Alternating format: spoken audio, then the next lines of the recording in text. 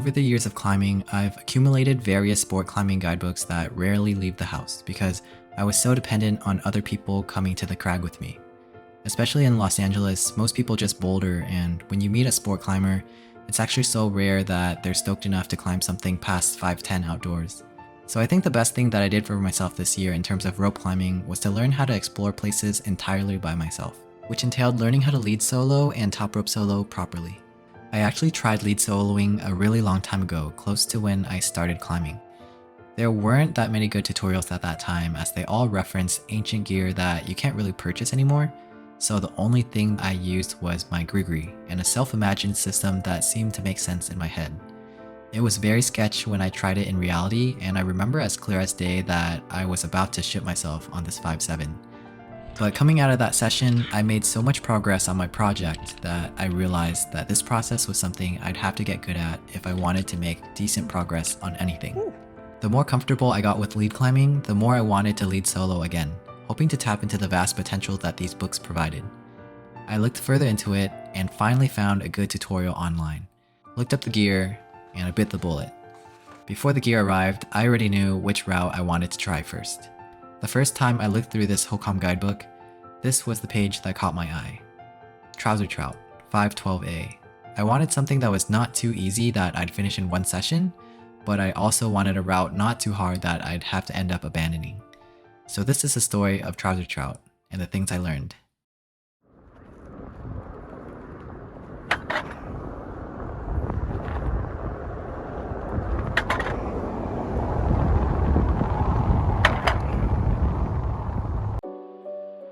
Trouser Trout is at this crag called Fisherman's Buttress in Big Bear, and from parking lot to crag, it's actually only a 10 to 20 minute walk depending on how you approach it.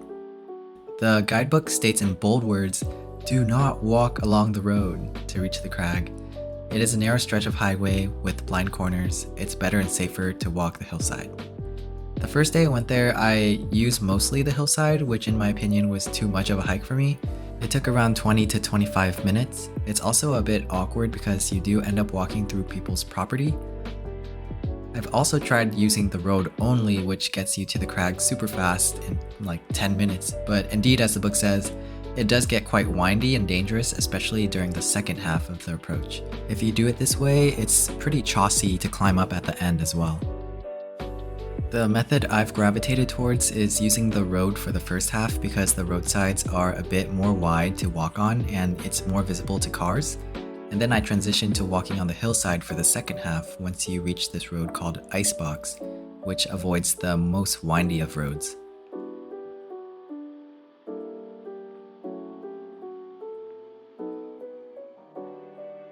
So here's my anchor setup. There is a tree here which I'm going to use as a backup anchor. It's just figure eighted onto the stump. The anchor setup might be a little bit different just because of what terrain you have around.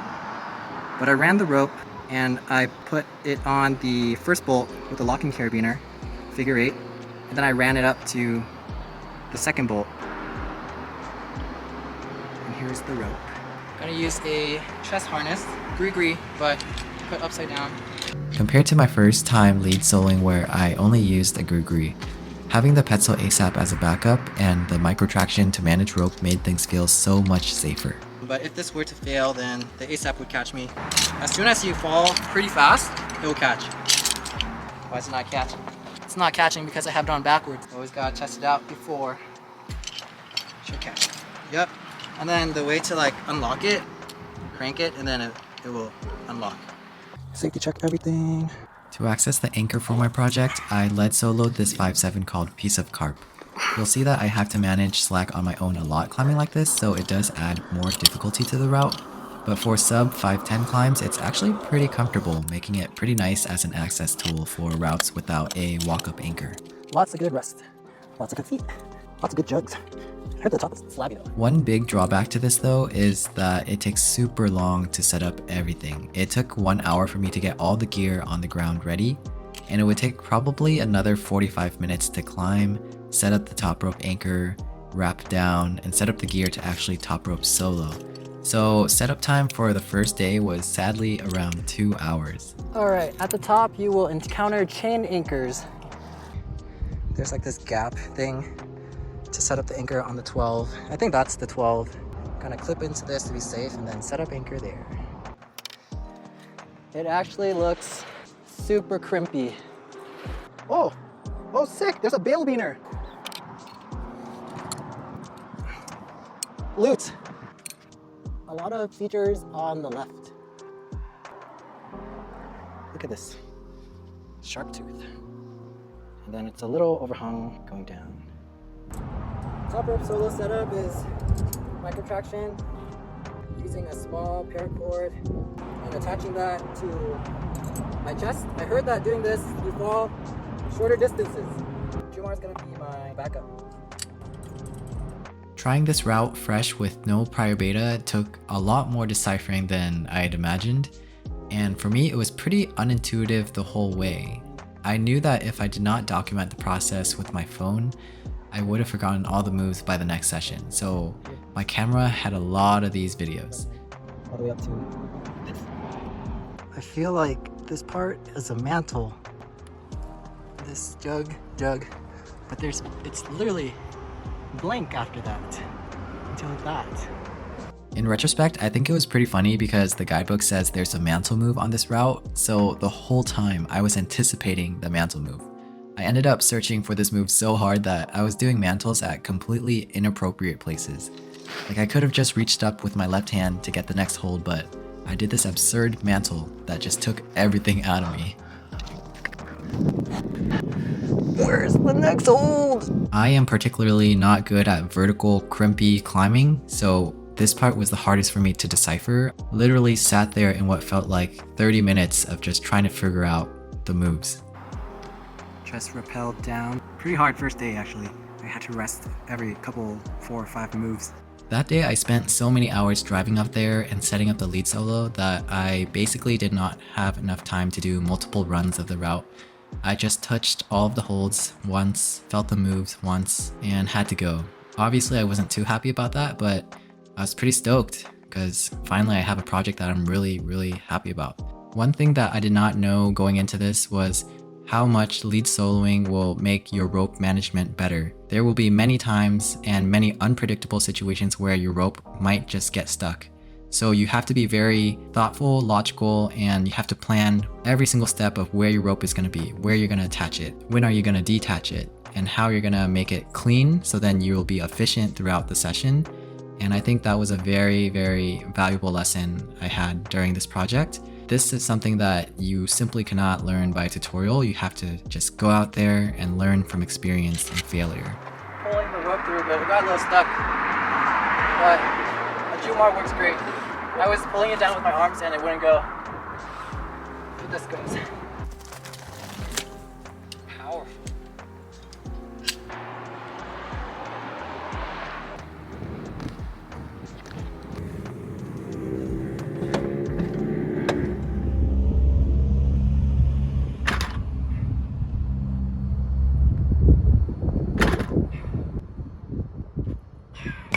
Day 2 on the project, I was marginally faster at setting up the anchor, but it still took about 1.5 hours before I hopped on the project.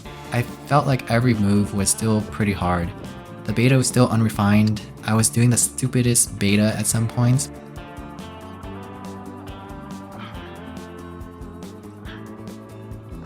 The first 15 feet of the opening moves on the overhang section felt really hard to link. It felt like a pretty hard Moonboard 5, I'd say. Like not the easiest, softest Moonboard 5 and not the hardest Moonboard 5, it's somewhere in the middle. But yeah, it was just hard. And it was hard to imagine doing more moves after it. The place where I ran into trouble was at the mantle section. And it was because having the micro traction, it was a little hard to know if I was generating the right beta or not, because the device doesn't allow you to lower like a gree. Every centimeter of progress that you make kind of pulls you closer to the top, and you end up getting really assisted in your harness while trying out the moves.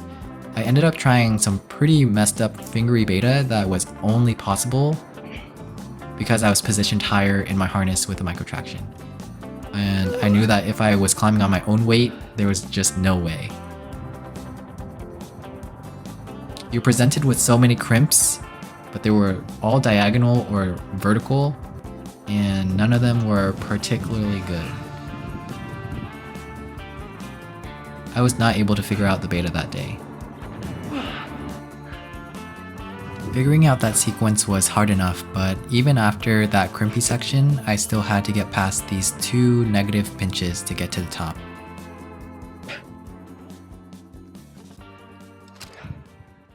The sun went down. Don't have a flashlight. Gonna give it one more go. And now I want to sit back and relax and enjoy my evening. When all of a sudden, I hear this agitating, grating voice.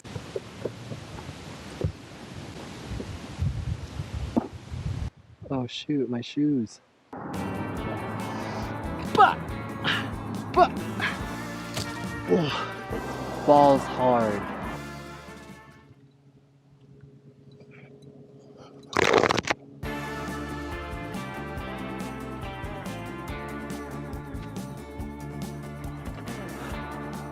Shit. There's the moon. Couldn't link all the moves. Feet right now are in so much pain and still need to clean the anchor. Well, I guess I'm walking home in the dark. Day 3 on the project, I think I got marginally smarter by not destroying my fingers with max arm pulls before the session. Pretty much packed a hangboard, and that's all I did for warming up for future sessions. The lengthiest part of each session was still setting up the anchors, so loading all gear onto my harness and packing the rope inside of a small bag the night before was something I did to marginally cut down time. From prior sessions, I knew I needed to project with the grigri to get the most realistic beta for the upper crimp section. Yes, with the grigri you do fall farther, but it's nowhere as far as falling on lead, and if you tie a catastrophe knot lower down, it makes it pretty safe as well. I gave the route a pretty good cleaning, and then it was off. Undercling, I put my left foot down, reach up to a 14 mil hold, smear on nothing on the right, high foot on the left, and I kind of mantle over, grab the next crimp with 3 fingers, lock off, grab the next hold with just my middle ring and pinky, and then I put my right foot on this pretty insecure small nub. It's the most insecure foothold of the whole route to get to this crimp. The next hold is basically a resting jug that concludes the crimp section. Obviously, I was elated to solve that sequence.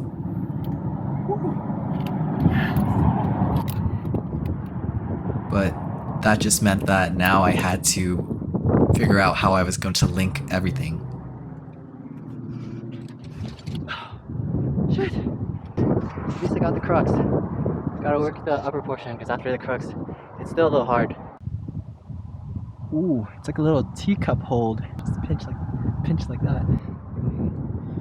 It's mainly like smearing.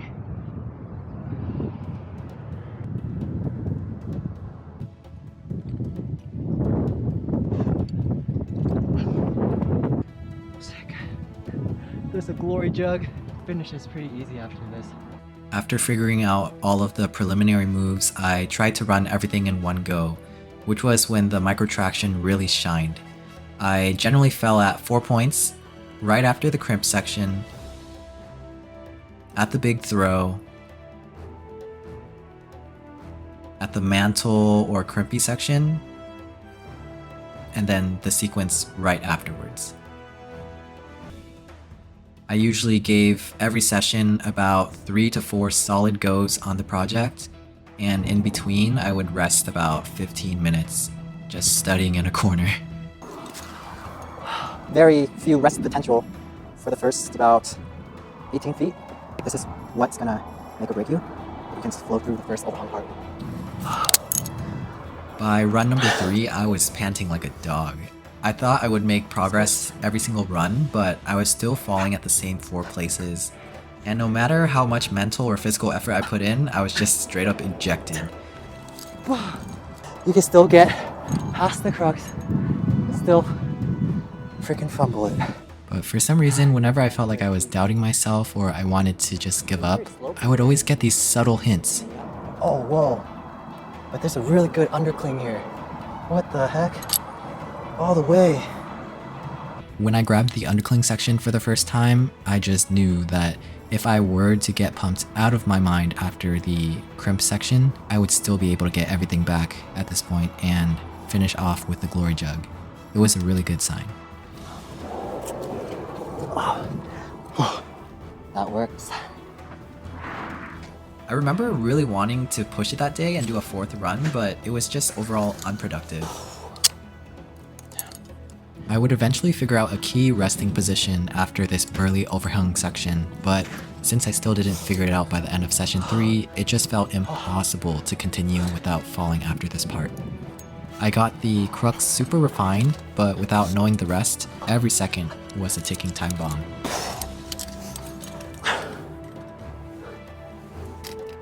Walking home that day, I had so many doubts about this climb. I already dedicated 3 days, I drove so many hours to get there and back, but it still felt so far. It wasn't even 50-50, I felt like I had a 30% chance of sending it. So I knew that whatever I did, I needed to do something that would boost my self-esteem for the next session. I decided to make a change in my training, and one of the most important endurance exercises that I did were these resistance hangboard exercises. I would basically set up a timer for 5 minutes. 5 minutes on the clock. And try to shadow climb on the hangboard as long as I can.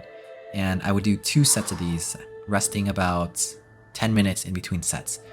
This really threw me back into the mindset of endurance climbing. I relearned how to breathe, how to not overgrip, how to pace, how to chalk up, and how to flow through those uncomfortable sensations when endurance climbing. And most importantly, I think it provided me a controlled environment to learn how to bear down when my grip starts to fatigue and push for those extra 10 or so seconds before I actually fail. And just to make it extra spicy, I would do these 5-minute exercises on about a 30 or 40 degree overhang. Oh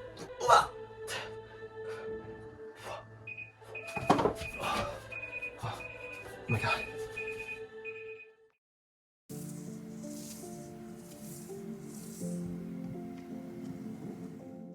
This was my most memorable day on the project, even though it was not the day I officially sent it. An obvious bottleneck of my prior 3 sessions was doing the lead solo to set up the top rope.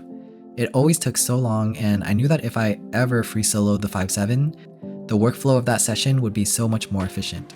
That sounds outright crazy because free soloing is so much risk taking, but eventually I got so comfortable on the route that I felt like shaving off that 1 hour to have more time on my project was worth it. The route was pretty easy, and the only scary part about it was the top out, which was slab. So I thought, why not?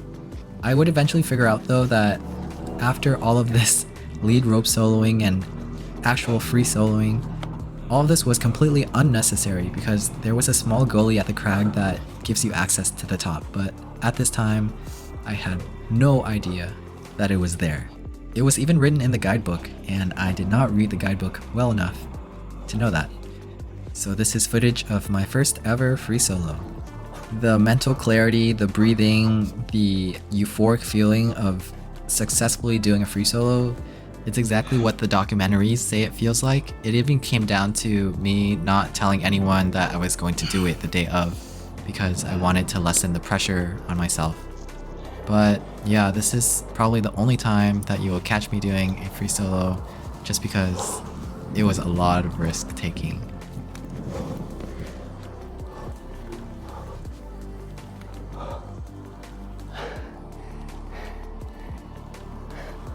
Gotta really take in this moment.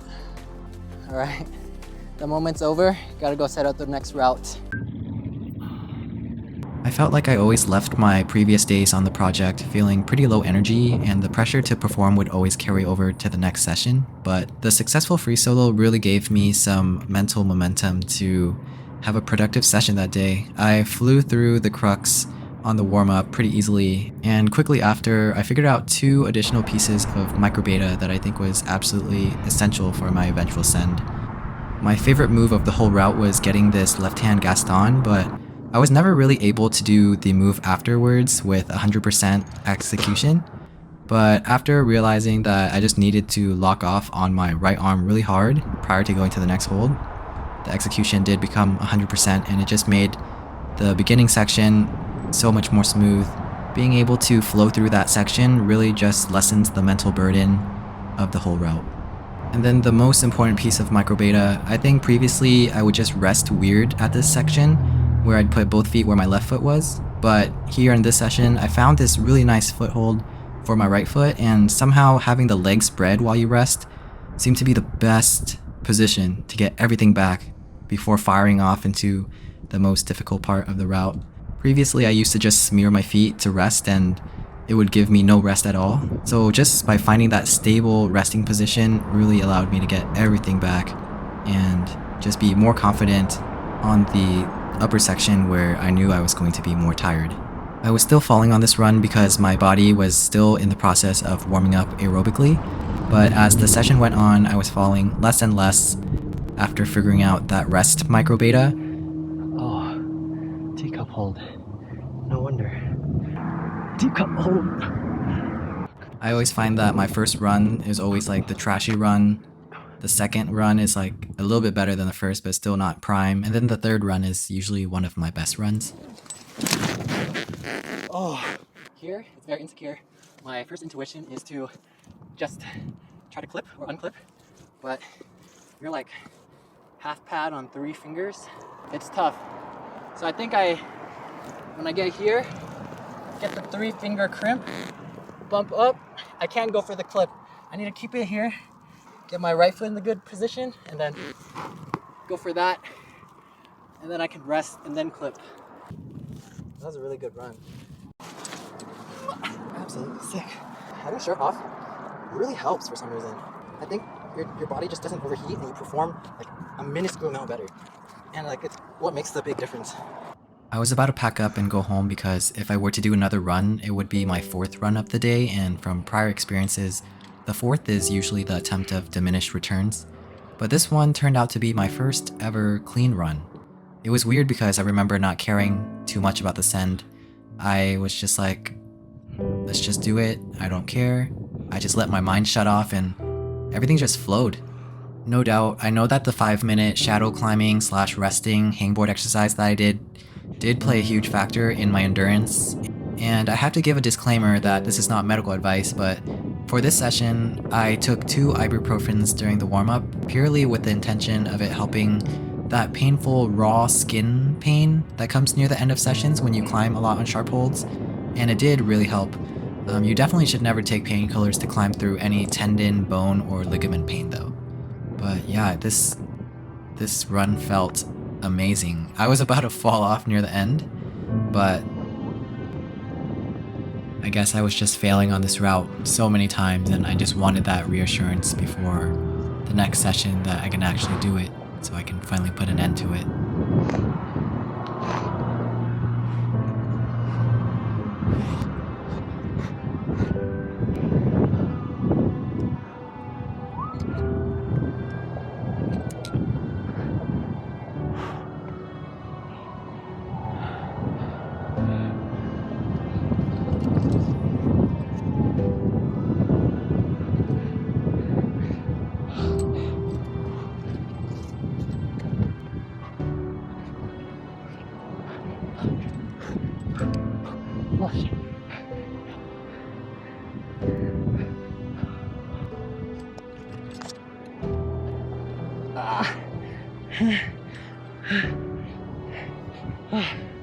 Yes.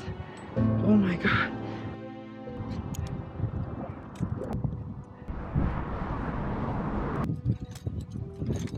Honestly, did not expect sending today, but dedicated way too much time. Super epic day at Trouser Trout. Oh my god. It could not have gone any better. So I'm super excited to go back here next week to try to finish it on lead with my friends, and then I'll be done. On to the next project. After the last session, I knew my chances of sending were pretty high, but just to clinch the send, pain machine. I still tried to continue my endurance hangboarding, which was just 5 minutes of shadow climbing, practicing resting, trying to stay on for 5 minutes. 250. Oh wait, that's not halfway.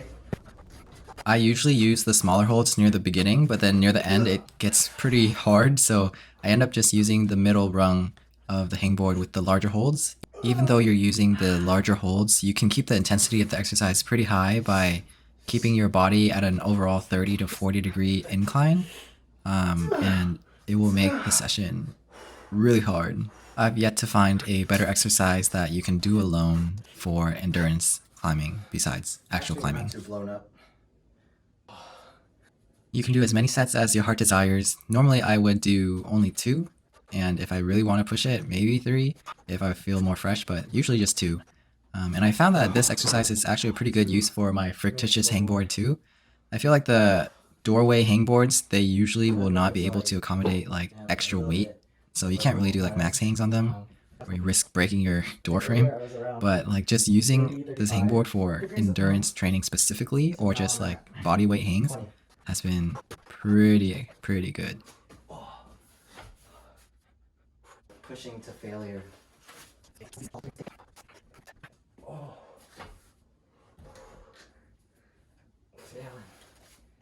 Failing in the last 10 seconds.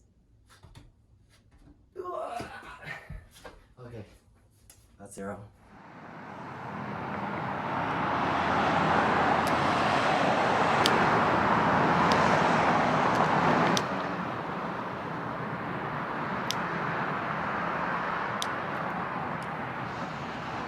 Hey, so I got my nails done and I have to cut it. This is too long. So this is before we climb. We'll come back after to let you know how damaged it looks. What do you guys think of the location though? It's so cool. Look at the lake. Zoom in. I love it.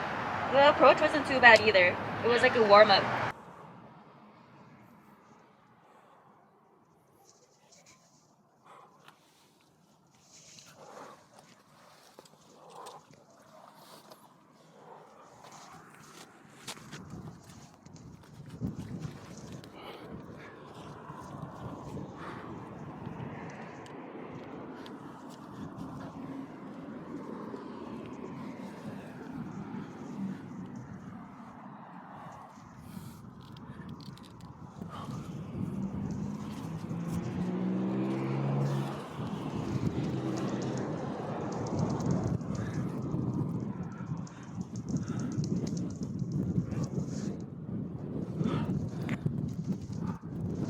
Open.